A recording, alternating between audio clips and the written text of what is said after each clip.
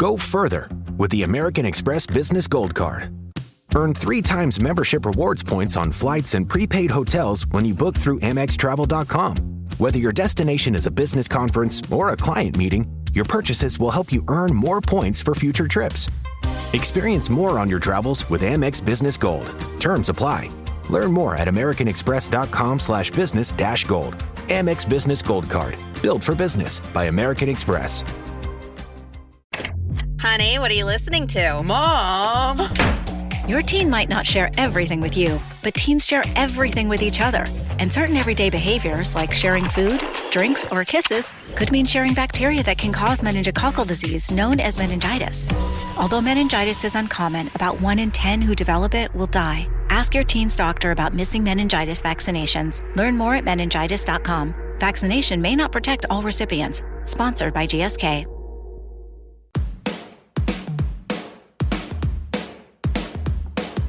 Hello and welcome to The Shift, the podcast that aims to tell the no-holds-barred truth about being a woman post-40. Created and hosted by me, writer and broadcaster Sam Baker. My guest today is the best-selling novelist Jennie Godfrey. Jennie has experienced the kind of midlife turnaround most of us can only dream of. She started her career working in HR and rose to the top of her chosen industry, working for large corporations. Life was a whirlwind of high-powered meetings, swanky job titles, frocks and heels, and boozing to release the pressure valve. Cue burnout and drying out. I remember discovering the word demure, and I was bought for Christmas one of those lockable 5-year diaries. But what I used to do in it was highlight like a day every month, which would be what I called my new day. And on my new day, I would be demure. In her mid-40s, in the midst of what she now knows was perimenopause, Jennie took voluntary redundancy and stepped back from her corporate job. Without a packed diary and a plan for the first time in decades, she took a job in her local bookshop and signed up for a creative writing course. There, she started writing her debut novel. You might have heard of it. The List of Suspicious Things, loosely inspired by her childhood growing up in West Yorkshire during the reign of the Yorkshire Ripper. It became the subject of a massive auction, went to number 1 in the Sunday Times bestseller list, and was the biggest debut of 2024. Now she's followed it up with The Barbecue at number 9, which is set in the summer of 1985, amidst the biggest music event in history, Live Aid. Jennie came to my flat in Edinburgh to hang out with Sausage the cat and talk about what it's been like living the fairytale publishing dream. Please don't hate her. We also discussed how it felt to lose herself both physically and psychologically in her 40s, how she recognises balance when she swings past it, growing up as a glass child, becoming visible in her 50s, why midlife is such a powerful place, and rediscovering her lighthearted teenage self thanks to kitchen discos.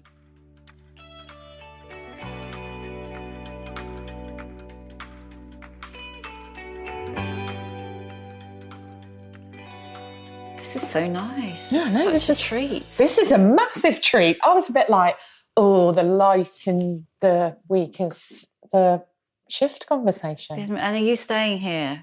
Are you still planning to stay here for a couple of days, or are you? I'm going home on Saturday, but tomorrow I'm just chilling, shopping. I haven't been here since I was drinking. So this is having a sober experience in Edinburgh for me is a whole different thing. Because the last time I came was for the festival while drinking. So I've never been here. I've never experienced it as a sober person. Sausage. You don't want that. Jennie really wants you drinking a coffee. But also you don't want it. And don't go dribbling in it either. It's like cat drool. I'm going to send you away from here with like some kind of hideous cat infection. Look at you. You're so beautiful. You think so? Yeah. It doesn't help that every time, we have most injuries I've got are cat related from trying to get him to the vet. Sorry, I said the word. But when he gets there, he just Sausage, don't do that. He strolls out of his box and over to where he knows they keep the dreamies. Yeah. And they're like, oh, he's so lovely. He's and you're so like, handsome. I've had a fight. Yeah. So, How's it going? Book 2. Book 2 is, it's going great. I found it emotionally more stressful than book 1. Because of expectation. Big time. But it is going better than I could have possibly hoped for. I was thinking about that very first interview we did. And it was, probably 2 or 3 months before the list of suspicious things came out. Let me just say, it's been interesting to watch the transition from you were quite scared rabbit, startled rabbit. And I think part of the reason I was first because they thought that I was safe. 100%. They even told me that. Sam will look after you. You'll be safe. Yeah. And I do remember, and because I was a big Red magazine fan, particularly during your tenure, when they told me that, I was a bit like, oh my God, no, that makes it worse. Because I, in quotes, know Sam from your Red days and have this huge kind of, oh my gosh, I'm not worthy. So I was probably more nervous because it was you. Nah. Genuinely, though, I was. But you were still, I want to go back, if that's all right with you, and talk about all your journey to getting published, because I know that everybody who's listening will be really interested in the fact that you literally went through a classic shift. Yes. That kind of classic, the subtitle to the book that spawned the podcast was, something like How I Lost and Found Myself in My 40s. Yes. And that was literally what happened to you, wasn't it? Yeah. So it's been interesting to watch that. And I remember we were sitting in your publishers, and here comes the cat again. He's out, and we haven't. A couple of series ago, we had Sausage would make an entrance every single episode, and he hasn't, ever since we had the flood of doom, the sewage flood of doom, and I was out of my office for the best part of a year. He's stopped making his presence felt, but here he is. He's back. Yeah, he is. He's back. I'll put the video up so you can see him. Anyway, we were in your publisher's offices. Yes. And you showed me a picture. Yes. Of you. I don't suppose you've still got it on your phone, have you? Probably have, but it would take me ages to find it. Yeah, we might do that at the end. Yeah, let's do that at the end. But I probably have got it, yeah. And it's really interesting because when you showed it to me, you were it was from your HR days, and you were blonde, and I can't remember if you're wearing glasses or not, but I literally didn't recognise you. Yeah. I didn't recognise you. And it's almost like over this since 2 years since the list of suspicious things was published, it's like you've gone halfway back. You don't look like you did 2 years ago when I first met you, but you don't look like the Jennie before. No, that's so funny. Gosh, you're very observant. Oh, and I'm just nosy. Yeah, same here though. Yeah. That's so interesting. You're absolutely right. And some of the losing myself was physical as well as emotional, in that in my corporate days, I was very rigid about food, about exercise. I was sort of the classic, I have to look a certain way. I have to eat a certain amount of carbs. I have to run a certain amount of miles. Sounds familiar, apart from the running. Yeah, yeah, don't blame me. In my, perimenopause 40s, I dropped all of that and almost went the other way, in that I eat everything, don't do any exercise, I have no rigidity. And that was really necessary for me, genuinely. It was really necessary for me to let go of all of that, because what it taught me is that I am still me. Whatever. When I'm heavier, when I don't do any exercise, when I eat carbs. And I'm still a good person, and I'm still valid, and I'm still worthy. That sounds terribly American self-help, but that is genuinely what I discovered, is that I am still here when I let go of all that discipline and rigidity. And now I think, I recognise balance when I swing past it. But now I feel like I've got to a place of I'm healthier in my body, and I'm healthier in my mind, and I've got a healthier self-image than I had in both those states. Does that make sense? Yeah. Oh, yeah, that makes perfect sense. Do you remember when you adopted the rigidity? When did the I have to tick all these boxes to be this person start? I mean, I think that started like really young. And in fact, I was a bookish child, big surprise. Yeah. And I remember discovering the word demure. And I really wanted to be demure. And I was bought for Christmas one of those lockable 5-year diaries that were all the rage in the 80s. Yeah, with the lock. Yeah. Padded, was it? Yeah. Totally. Gorgeous. But what I used to do in it was highlight like a day every month, which would be what I called my new day. And on my new day, I would be demure. And I would not spill things on myself, and I would make sure that my clothes were ironed and that I looked a certain way, and that I would brush my hair and not be loud. Oh my God, this be the antithesis of what you were the rest of the time. Totally. And of course, now I look back and I go, oh my gosh, I knew I was going to fail at that, because I would do a day every month. Yeah. Do you know what I mean? If you're going to have a new day and be something different, then be different forever. But I knew I wouldn't be able to keep it up. So I would I would highlight a day every month. And I think I chased that new version of me for the next 40 years. Wow. I know. It's really exhausting. No wonder. So exhausting. And you're far from alone. Do you got any inkling why? Have you done a lot of therapy, Jennie? I mean, I've done so much therapy. I mean, I did not have the happiest family situation growing up. For context, so my mum and dad, I'm from a very working class family in Yorkshire. Mum, dad, and my older sister, who's only 18 months older than me, has very complex disabilities and a genetic condition called Cri du Chat, which is quite rare. Although, what's the DJ's name? Joe Wiley. Joe Wiley's sister has it. Yeah. She's probably the only other person that I go, oh my gosh, you've got a Cri du Chat sister. And that was really complicated growing up, having a sister with such a difficult set of circumstances, because there was no really progressive care for her, and certainly nothing for my parents. No, and in particular, my mum. And so, and did it all fall on your mum? Would have done back in the 70s, yeah. Yeah, of course it did. And she didn't have the language for it. And, I was an accident. And I know lots of people don't like the term glass child, which is, for anyone who doesn't know, is the term used for the child of a person with disability, the sibling of a person with disabilities who no one sees. They're looked through. Yeah. But when I first heard that term, I was like, oh, that's me.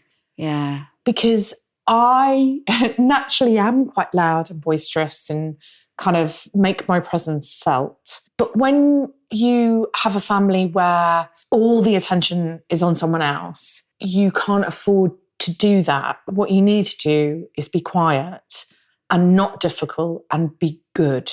And so I just really desperately wanted to be good and quiet and demure, and never managed it.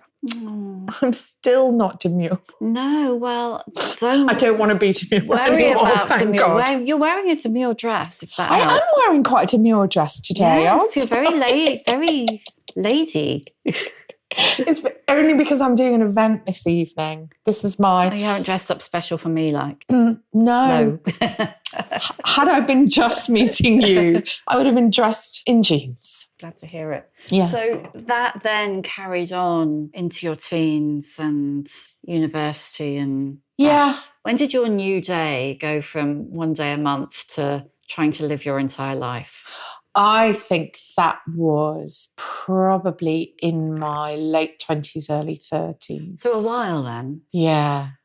Because it's all sort of tied up with work and the kinds of companies that I ended up working in and for. You worked for very corporate companies, didn't you? Very. But I started actually in fashion, which gave me my love of clothes, which actually continues to this day. Yeah, I can testify to that. Yeah, I'm genuinely obsessed with clothes. But that's also some kind of uniform, or it became some kind of uniform for me. And as I got into my late 20s, early 30s, I just became really obsessed with being very ambitious and wanting to earn a certain amount of money and wanting to have a certain job title, wanting to work for certain companies. It was, you don't need to go to therapy to know that I was searching I just wanted everyone to love me, to love myself. And the way I chose to express that was via, I will be successful in my job in order for that to happen. Failed, by the way. Just, spoiler alert. You were successful for a long time, though. And I mean, let's not even begin to talk about the level of success you've got now. But in that world, you were successful for a long time. Yeah, I was actually. And, I often now talk about it almost as if I look down on myself. But actually, you know what? I learned loads because my career in HR certainly didn't start in the kind of hiring and firing HR. It was in personal development and leadership development, which meant that I got to read loads of really interesting books, go on lots of interesting courses, lead lots of interesting courses. And particularly, I used to run the women's network at one of the businesses I worked for, which meant this is going to make you laugh because I bet you can't see me doing this now, but I climbed Mount Mulanje in Malawi with 25 other women. Wow. In the business that I worked in. I mean, that's fantastic. What a brilliant opportunity I had, but also that was really interesting and I learned a lot about myself through doing that. So it was great until it wasn't.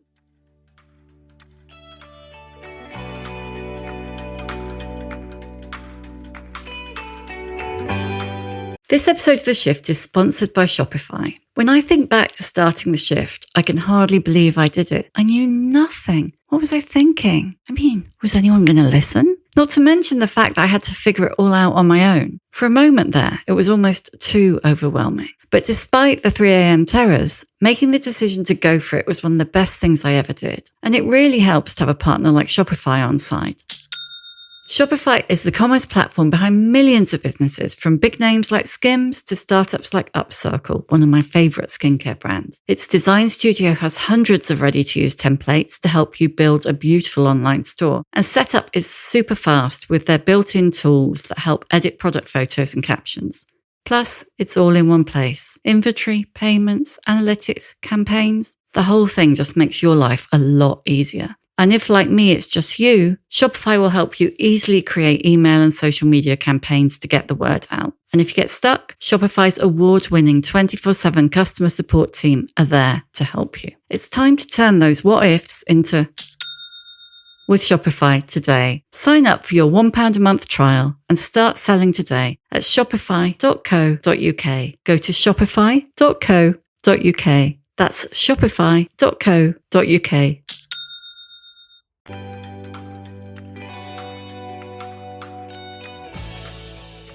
Tell me what happened, because my pattern, and the pattern that I often see when I'm talking to women who've had this sort of experience, is that either they do what Annie McManus did and decide. I have a lot more kind of emotional wherewithal than I had. Yeah. And look at it and go, nah, this is not for me. I'm stepping back. Yes. Or they kind of implode, that either their health or their mental health. For me, it was probably both, one brought on by the other kind of thing. And then again, for me, what I didn't realize at the time was that was exacerbated by the fact I'd got into perimenopause and was having, I know loads of people are sick of hearing about menopause now, but for me, it was a really rough time and would have been less rough if I'd known what it was. Yeah. But so what was it that caused the, like you just said, it was great until it wasn't? Yeah. What caused the wasn't? I think I was more like you than Annie McManus. My mental health started to really suffer. How did that manifest? Anxieties, particularly. I used to wake up. You keep talking and I'll just throw the cat out. Oh no, won't. he's like, no, you I'm won't, off. because it's really raining. I started to wake up every morning. Well, the phrase I use is anxiety woke up before I did. Right, yeah. So I would wake up even before my alarm, no matter how tired I was, feeling anxious. That was every day. And, I was doing a job I'd done for a long time. I had nothing to be anxious about on the surface of it, but I started to get really anxious. And that was interspersed then with periods of feeling really low. I definitely didn't know what was happening to me. I was definitely, again, like you, I was before menopause became fashionable, or it became fashionable to talk about it. Yeah. I genuinely had no idea what was going on. So how old were you? About 43 when that started happening. What was happening at work? Were you frustrated? I mean, was it that kind of point that, this sounds really self-aggrandizing, I don't mean it to, but that kind of, I'd got my great job, but then I was kind of like, and I loved my job and I was lucky to have it. I was certainly lucky to have the salary. But it was a bit like, well, the view from here is no different than the view from there. Totally. I had got everything that I thought I wanted and realised that it was hollow. And I was devastated about that because I was demure. I mean, I wasn't. but, But you'd managed to pull it off. I had pulled it off. You weren't just new day. Yeah. You were new Jennie, sparkling new Jennie, tottering around our offices in, little LK Bennett dresses and feeling like the bee's knees, except I wasn't feeling like the bee's knees. I was looking like the bee's knees. I did realise it was hollow, and then I was definitely having what am I doing this for? Do you know what I mean? Like, what is this about? It's funny because I now look back and I go, oh, thank God I had that. Yeah. I did not feel like that at the time, though. No. It was the worst time of my life, feeling like I've made it and now I don't want to be here anymore. It was very confusing. And also when you've really worked really hard to do something and become good at something, and I'm quite single-minded. I recognise balance when I swing past it. I was a bit like, what the fuck do I do now? Yeah, because you put my whole everything. life. It was who you were. Yeah, genuinely proper existential crisis. Bit like with you, it mashed together with perimenopause and those symptoms. I mean, how long ago is that now? So I am now 55. So 10-ish. Yeah. 10, 12. Then what happened? Were you made redundant or you left? I can't remember. So I left the particular job I was in and moved to the countryside. That's it, looking so changing. Yeah, doing a geographical it's called. Yeah, where you look to change, your environment in the hope that it will somehow influence your insides. Which actually it did. I'd always said, I lived in Windsor, and I always said I'll never move anywhere where there isn't a coffee shop within walking distance. I'm still like that. Yes. I want to move to Edinburgh. I'm just keep saying this. Everybody should move to Edinburgh. But also shoe shops. I needed to be near coffee shops and shoe shops. And not bookshops, I note. No, interestingly. Yeah. Even through all the demure years, I was still a voracious reader. It was like a dirty secret. The fact that I was a bookworm was like my private hobby. That's quite funny. I've never really thought about that. Interesting. Sam. Yeah, very interesting. Yeah. So anyway, I moved to the countryside, single track road, miles from anywhere. Can't even get like Deliveroo on my own. Now, I still went into another corporate job, but I soon realised that even living in the remote countryside and in a much more peaceful environment was not enough to keep me in that kind of work. And I took voluntary redundancy from my job. There was sort of this kind of loose plan of, I'm going to take a year maybe, and while I decide what I'm going to do next, I'm going to write a book. Was that something you had always wanted to do before you nailed demure? So if you'd asked me what I wanted to be, even before I discovered the word demure and got my diary, I would have said a writer. An authoress is what I would have said, because I was obsessed with Enid Blyton and I just wanted to be Enid Blyton. Yeah, and so that did come back around. Did it feel like it was something you could do? Insanely, yes. Well, that's good. Yeah, it did feel like something I could do, yeah. But then you didn't. Oh, sorry, then. I thought you were talking about now. Oh, my God. No, I know. I mean, when you were a kid. Oh, yeah, when I was a kid, definitely it felt like something I could do. I was definitely in the camp of I can do anything when I was a kid. I went to university to do English, and that was when I realised, or I thought I realised, that it wasn't for the likes of me. Do you know what I mean? Yeah. I thought, oh, okay, this is exactly valid for somebody like me. And I actually got a place at LSE after I'd done my degree to do a master's, actually in political philosophy it was. But I realised I couldn't take the place because I couldn't afford to live in London or pay for my fees. And that was when... education was for people with money, wasn't it? Totally. And just like doing jobs like being a writer was for people with money. Exactly right. And that was the point at which I went, oh, I'm going to have to earn money. Yeah. And then that became my focus instead. So interesting. I know. So tell us about, because I know loads of people listening will be like, tell me about the book. Tell us how you wrote the book and got to, and I'm sorry because I know you've talked about this loads before. It doesn't matter, how you got to live. You actually got to live the Cinderella publishing fairy tale. Yeah. Which, can I just say, if you're all thinking you can be Jennie, you can't. All right. One of you might be able to, and there's no reason not to assume it won't be you. Yes. It could be you because it was Jennie. Yes, it was me. It absolutely is me, which is just extraordinary. And so when I do talk about it, and I love to talk about it, even though I've talked about it lots before, mainly because I want other midlife women to hear it. Mm. And I don't mean hear it as in, oh, you too can get a book published and change your life, blah, blah, blah. It's more the kind of, you can jump off this cliff. Yeah.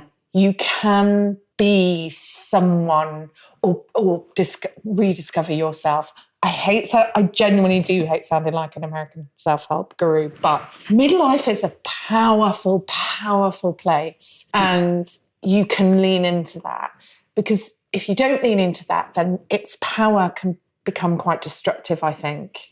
Yeah, I think so. It's interesting when Martha Beck came on The Shift, and she said something like, and I should have written it down, but I haven't, something like, if it feels like you're going to blow up your life, just consider whether what you're actually doing is restoring it to where it should be. Oh my God. I mean, that is it in a nutshell. That's why she's Martha Beck, I guess. I mean, it is why she's Martha Beck. And it's the thing, a number of women that I talk to who, one way or another, get to roughly this sort of time of life and start to go back where they came from, almost. Mm-hmm. Like whether it's like when Jojo Moyes came on and we both realised we were dressed like we were when we were 16. Yes, I love that. You know, getting more in touch with your childhood dreams, more, you know, and sometimes that will be because people have had kids and the kids have gone and they finally got like a bit of breathing space. Mm. But you're like me and you didn't have kids, aren't you? Mm. Yeah, that's right. So, it's, you know, it could be kids, but it could also be what? If there's something, like you say, really incendiary or alchemical or powerful about this life stage, I think. For sure. I just pressed the fuck it button and just went, okay, I can't do anything by halves. And that's not always a great trait, but sometimes it really works. And in this instance, it really worked because I know that if I'd stayed in my job and tried to write a book while I was in that job, the book never would have got written. I just know that. Now, that's not true for everybody, but it's true for me. Yeah. And you had a bit of a cushion from the voluntary redundancy. Yeah. So did you give yourself like a kind of okay, you've got X months or a year or whatever to do this, and then you're going to... Then you have to go back to work. Put your dreams away and go back to work. That was exactly what I did. I gave myself a year. And I mean, this is so funny. I was so deluded, Sam, because I thought, I can make this happen. My plan was that I would write the book, get an agent, and get published during that year. I mean, that's hilarious. Well, you did it. You just didn't do it in the time frame. Yeah, exactly. But I had enough signs, if you like, to know that actually I don't need to go. Well, I say, it's with the benefit of hindsight, I say I knew I didn't need to go back to work. But there were times when I'd, thought, gosh, I am going to have to get some consultancy work or something. And it was scary, but... and you were working in a local shop, weren't you? But that's hardly earning you... I mean, the local bookshop. Yes. But that's hardly earning you what you were used to earning. Exactly. But, I lived very differently for a while, shall we say. There wasn't a lot of shoe shopping. There really wasn't a lot of shoe shopping for a while. Are shoes your drug of choice? Actually, they're not anymore, not since lockdown, because I gave up the heels. Yeah. But dresses are my catnip. Where's that one from? Oh my God, it's New Look. It's really nice. Isn't it great? It's a Vampire's Wife ripoff, isn't it? It's very nice. Yeah. Because I just know that if I use the video for trailers, someone will ask me where you got it from. Yeah. New Look this season as well. Yeah, very nice. Really handy. Yeah. So what were we saying before we? Yeah, I'm meant to be telling you about my Cinderella story. So no, that's fine. It's I keep dragging you back because I'm just really interested in that moment when you could have been, and asking for a friend, you could have been rudderless and identityless because you'd stripped it away. Yes. Were you? Yeah, in a way I was. But because I had this kind of focus of writing, I also did the artist's way.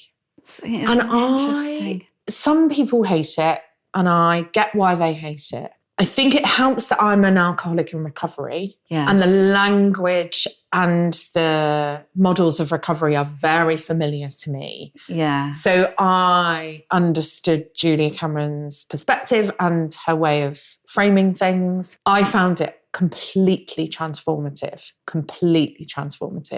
But again, I do everything to an extreme. So I did everything in the artist's way. I didn't cherry pick it. I did it like Julia Cameron was standing over me saying, you have to do every single exercise as it's written. And when did you, just to drag you were alcoholic in recovery, when did you, where does that fit into this picture?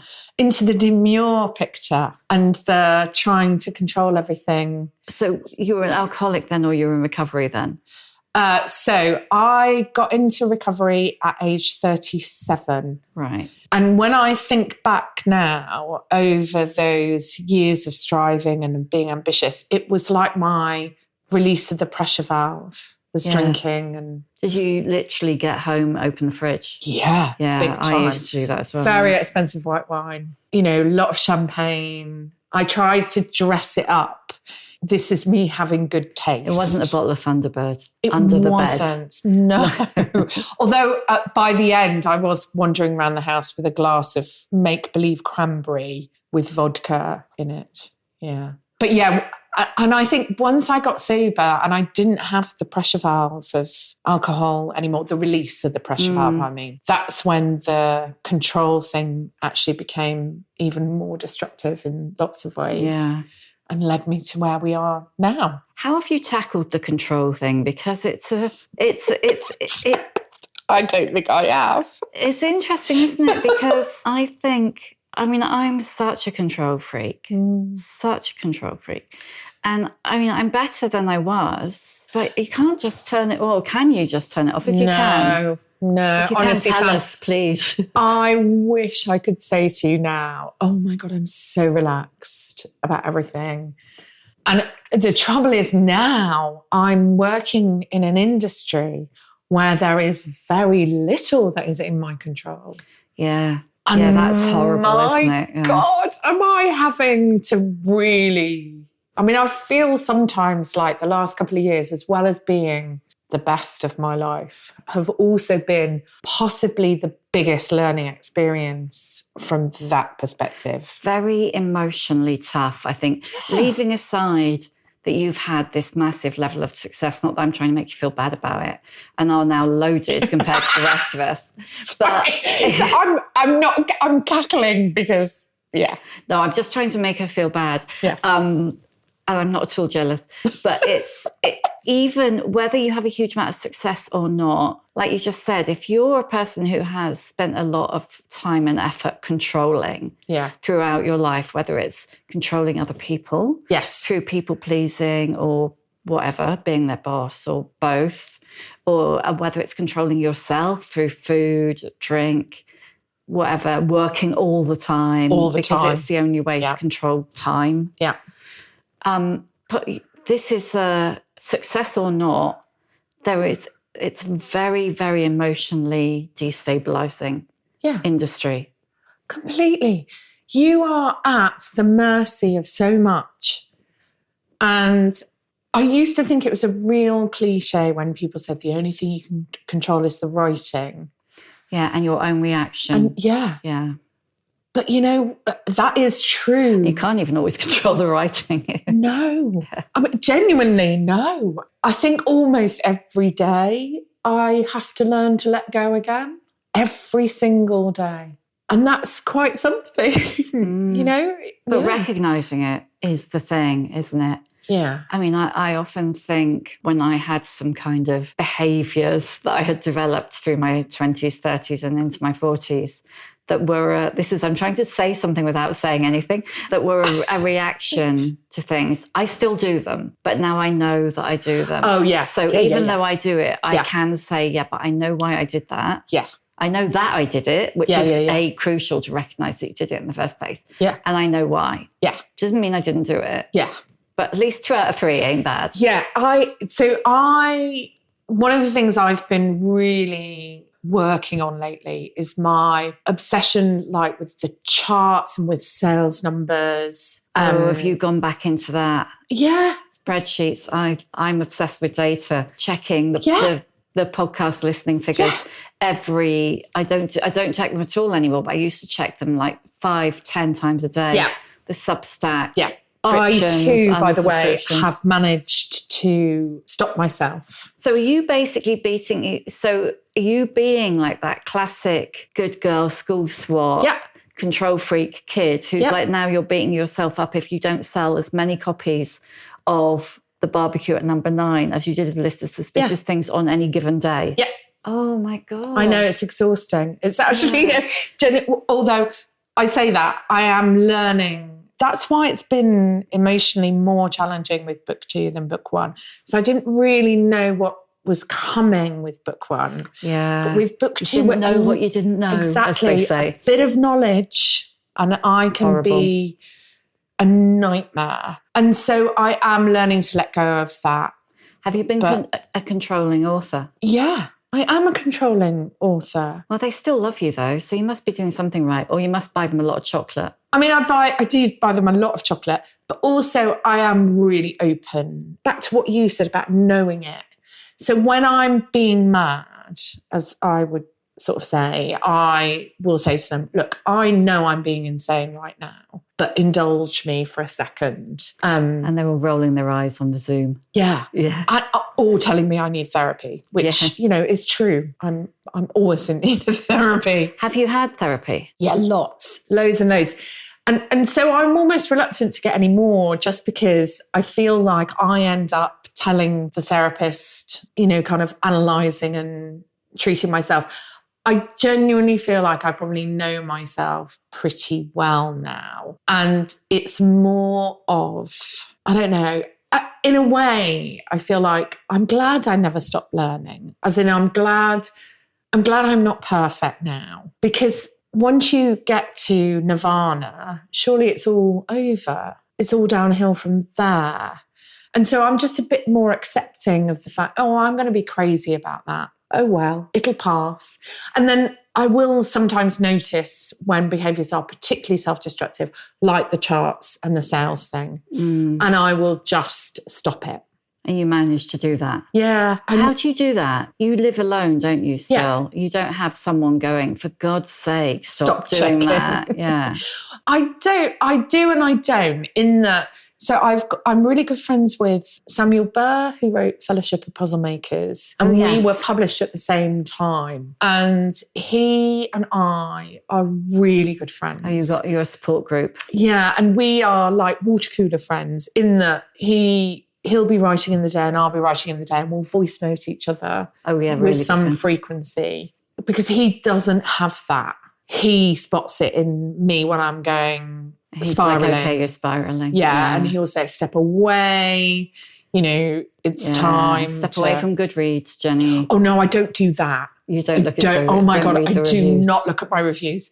That way madness lies. Yeah. Yeah, it's more numbers than people's perspectives. Yeah, I realised very quickly I am not equipped to handle reading people's reviews. No, because it's like, it's easy to say, of course everybody's not going to like you. Of course everybody's not going to like you. You don't like everyone. Yeah. But then believing it is a whole other thing. Yeah, completely. Yeah.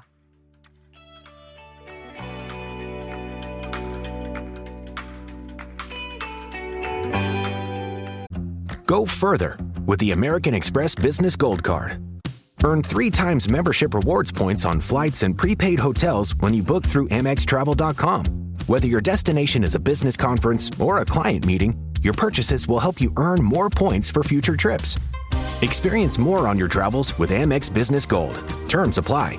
Learn more at americanexpress.com/business-gold. Amex Business Gold Card. Built for business by American Express.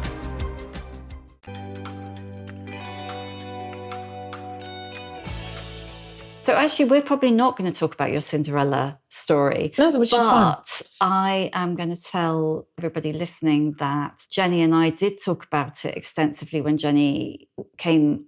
We picked the list of suspicious things for the Shift Book Club. And so you will find the video of that conversation on YouTube. Yes, you will. And you can hear Jenny talk about her Cinderella publishing journey. Yeah.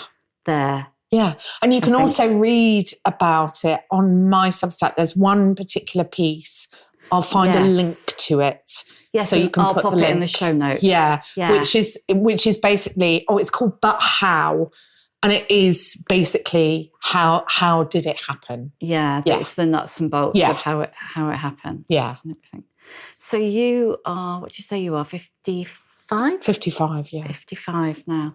This is one of those impossible questions. I mean, if you hadn't left, none of this would have happened. So if you hadn't, what do you think was can you pinpoint any one thing that made you throw it all under a bus? Yeah. So I was working with an executive coach. He does quite a lot of well-being coaching now. He's actually on Substack, a guy called John L. Mockadam. Just in case, we can also link to him. But I was working with him at the time because I was really struggling with my motivation and getting up in the morning and being anxious all the time. And basically, I really remember where I was in the house. I was at home on a call with him, basically in mid-angst about, John, I don't know what to do. We've tried everything. And he basically said, do you still want to be doing this anymore? Meaning like my job. And I immediately said, no. You didn't have to think about it or you just absolutely knew. It was one of those kind of straight to the gut, no. And that moment changed everything because it was like I was confessing something that I was keeping hidden from everyone, including myself. And within a month, I changed everything. I was on my way out and kind of had negotiated to leave and redundancy and all of that stuff. It's so interesting, isn't it? Because I think it's almost not a long thought through decision. No. Or, I mean, I definitely felt when I left Red, I remember the day I resigned and I was like, I just have to. Yeah. Yes. Lots of people do say to me about my bravery. They say, oh my God, you're so brave. You're so courageous. And I'll take it. I'll say, yeah. But I also say it wasn't that brave. It felt like survival. Yes. And yes. I felt like I was saving my life. So actually it didn't feel brave. It felt like I am clinging you were to a grabbing life the raft. Yeah.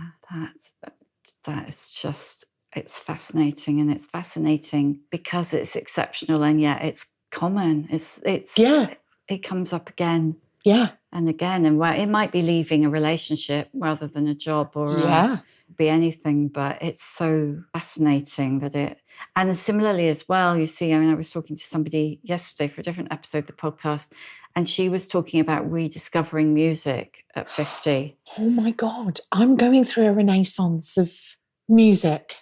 Really? With music, completely, yeah. So tell me. It's really funny. I feel like I'm becoming a teenager again. Like I'm really into samba. I'm really into Fred again, who is a massive rave act. Really? But I'm obsessed with both of them. I am dancing around my kitchen quite a lot. And these are like young men. They're not like, they're not even sort of older musicians.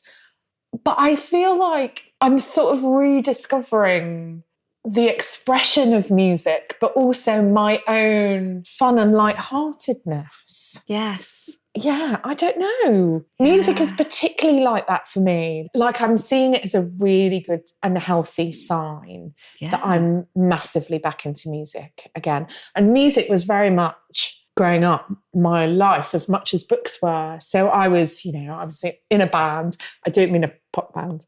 I mean like orchestra.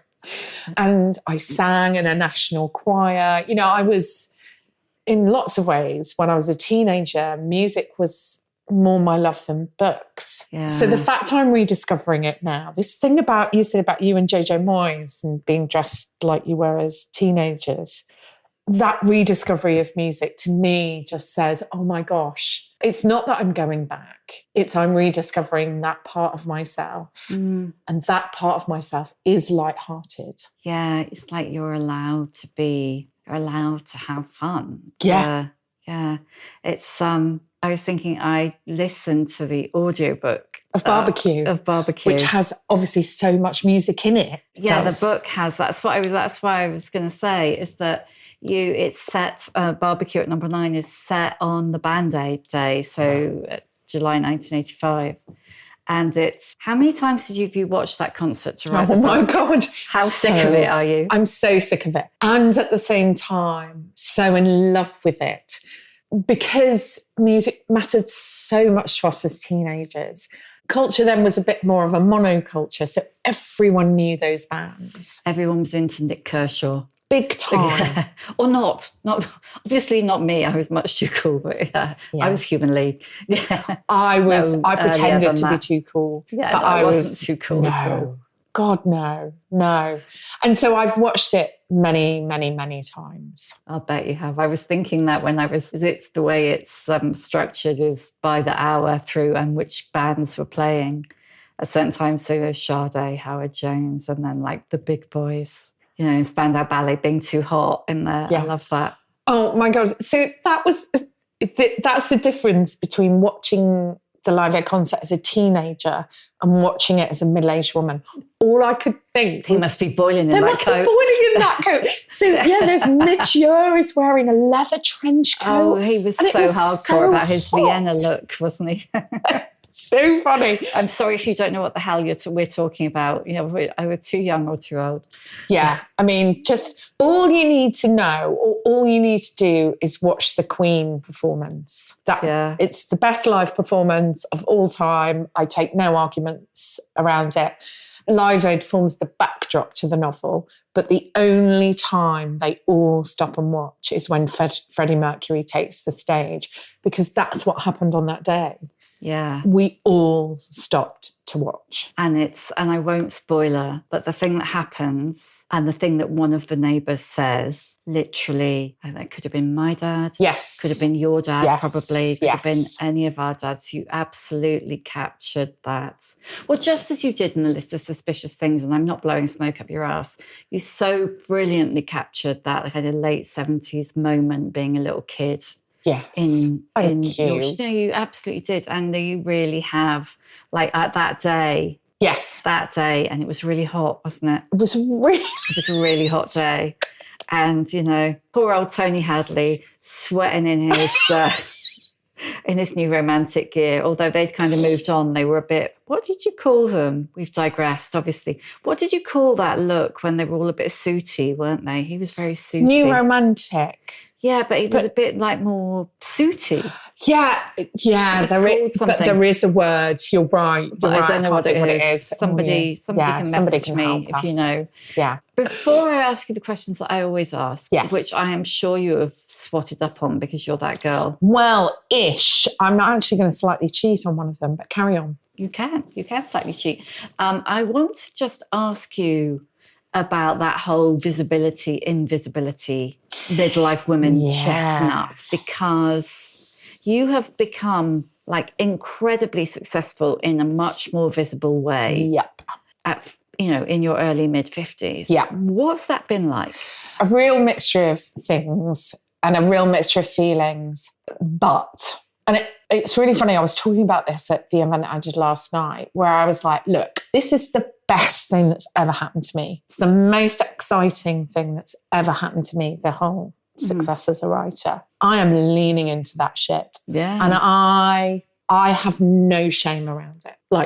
Nor should you, Jesus. Well, I'm sure some people think, calm down, love. Yeah. I'm sure they do. It's just a book, love. Yeah. Well, it's not. I mean, go on, tell us, what have you sold? I mean, you've been in the bestseller list, both sides of the Atlantic list of suspicious things. Yeah. And do you know what? I actually don't know how many we've sold in America yet, but it's over 400,000 in the UK. I mean, that is not nothing. That is huge. I mean, books like, honestly, if you were to sell 40,000 copies of a book, you'd think you'd done pretty well. Even 10. Yeah. Frankly. Yeah. So, I mean, that is huge. Lean right in. And I genuinely have made a very conscious decision to do that. And I am very visible on Instagram, post every day. You know, everybody knows what I'm up to and what I'm excited about currently. Like, I genuinely do love that. There might come a time where I don't love it anymore and I step back and am quieter and less visible. I'm sure, like I said, some people will be like, thank goodness for that. But right now, I'm kind of, fuck it. It is the most exciting thing that's ever happened to me. And I am not ignored or invisible. I'm great. Do you know what I mean? I'm kind of, I don't know. I just care less, I guess, about what people think about how I deal with the success. And I'm certainly not apologising for it. No, damn right. Right. What is your emotional age? At 24. So when anybody says to me, what age are you in your head? I'm always 24, in that I still have that kind of, I'm not quite a child, but I'm also not an adult. And I think 24 really embodies that for me, because I was just left university, hadn't got my first proper job by that stage. And I was in that kind of limbo. And I feel like I'm always in that kind of limbo emotionally between being a child and an adult. Give us a book recommendation. I really want to do a really obscure book recommendation, but I can't, because there's one that I've read that I just really loved recently, and it is a bestseller, unfortunately. But M.L. Stedman, A Far-Flung Life. Oh, really? I've got that, but I haven't read it. Oh, my God. It's one of those. So it's set in the 1950s on an Australian cattle ranch. You lost me at cattle ranch. Yeah, exactly. I genuinely was a bit like, oh, this is going to be shit. Rude. It's fantastic. I think even more fantastic because it's not the kind of thing that I would normally pick up. But it's one of those books that illuminates what it means to be human. I loved it. Wow. Yeah. Okay, sold. Yeah. God. Right. Now, this is so funny because I ask these 6 questions. I've asked them hundreds of times. Yes. And you know what? I can never remember them. I always have to have them in front of me on my computer. Get that. Yeah. And I haven't got them in front of me now. So I'm trying to remember which comes next. And I think it's, what advice would you give younger women? Now, this is one I clearly hadn't swatted up on. Interesting. I had visions of you Just not tipping literally off the having tongue. notes, but No. I had visions of you having practice. And I thought them all through. You missed one. But or I've forgotten what my answer was, which is probably interesting in itself. So I'm going to do a more of an off-the-cuff answer. What advice would I give to young women? Do you know what? I don't have any advice to give apart from to say, it'll all be all right. It'll all be all right. Whatever's going on, it'll all be all right. Would you have believed that? No. Yeah, exactly. That's the thing. I always think that when because there's so much great advice, and I always think I just wouldn't have believed any of it. No. Which is kind of why I haven't got any specific advice. Because the thing is, what you've got to go through is what you've got to go through. And certainly no one like me can tell you any different. Who is your old bird role model? This is where I'm going to cheat slightly. Okay. Because she never got to be properly old. But when I was in my early 20s, she changed my life and was an older woman, but she never got to be fully old. And that's Caroline Knapp, the journalist, who wrote Drinking a Love Story in 1997. And that book, along with Marian Keyes' Rachel's Holiday, the two of them made me realise that I was at some point going to have to give up alcohol. It took me 10 years to do it, but they were my start point. And Caroline Knapp's writing changed my life. Yeah. That's so interesting. To my shame, I didn't know she was dead. Yeah. Lung cancer. Oh, God. Yeah. What's your superpower? Oh, can I just add another person to You can add another person. Because you just made me think of this with somebody who's died, and I didn't know she died. And then I found out she had, and I was devastated. Melody Beattie, who wrote Codependent No More. Another person who's writing about codependency and about addiction changed my life. Yeah. Do you know what? I think we could do a whole series. Totally. Anyway, yeah. What is your superpower? My superpower is recognising balance when I swing past it. My superpower is my single-mindedness. It really is. Look what it's achieved. Yeah. And last one, how many fucks do you give? I'd say probably about 5. Now I need to know what those 5 are for. I mean, I'd love to say none, but I still wear makeup and I'm obsessed with makeup and skincare. So skincare is a fuck I give. Oh, yeah, I really give a fuck about skincare now I think about it. Yeah. And it's almost the only cosmetic thing I give a fuck about now. Yes. Yeah. I mean, I'm genuinely, skincare is a real big thing of mine, and I give a fuck about clothes. So even though comfort is much more important to me now, I still really give a fuck about clothes. So maybe that's 2 fucks. Yeah, skincare and clothes. I certainly don't give a fuck about what people on the internet think about me anymore. No, that's the thing, isn't it? That's the really liberating thing about being an old bird, I think. Yeah. It's like, really? Yeah. Whatevs. Yeah. Thank you for listening. If you enjoy The Shift and would like to show your appreciation, why not buy me a coffee? Go to www.buymeacoffee.com/The Shift with Sam Baker.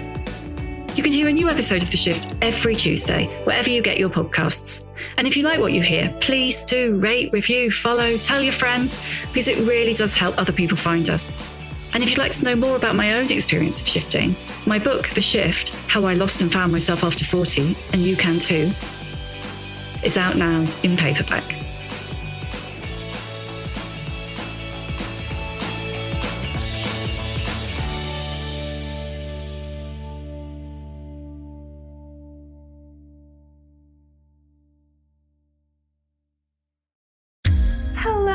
Look what TJ Maxx dragged in. The Devil Wears Prada 2 is now streaming on Disney Plus and Hulu. We are digital, we are downloadable, we are streamable. The fashion event of the year is certified fresh. Pull yourself together, we have work to do. Critics say it's smart and witty and the perfect sequel. That's all.